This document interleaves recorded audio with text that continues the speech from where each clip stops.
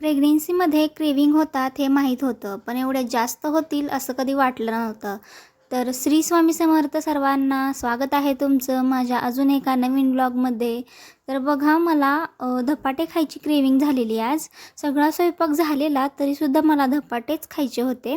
तर काहीजण याला धपाटे बोलतात, तर काहीजण थालीपीठ बोलतात, तर मला माहीत नाही. पण त्यानंतर मला खाऊ वाटले, त्यामुळे लगेच करायला घेतले मी.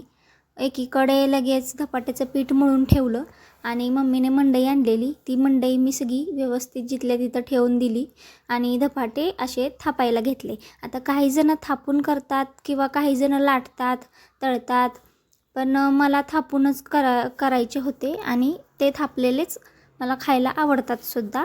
तर धपाट्याच्याच पिठामधून थोडंसं पीठ बाहेर काढून मी शेंगोळेसुद्धा बनवायला घेतले होते. मम्मी मला मदत करत होती, म्हणजे सांगत होती की कसं काय करायचं ते. तर ती यायच्या आधीच मी सगळं करून ठेवलेलं, कारण ती मला ओरडणार तर होतीच.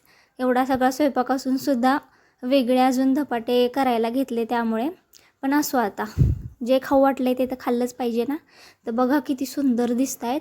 तर चला जेवण करूया.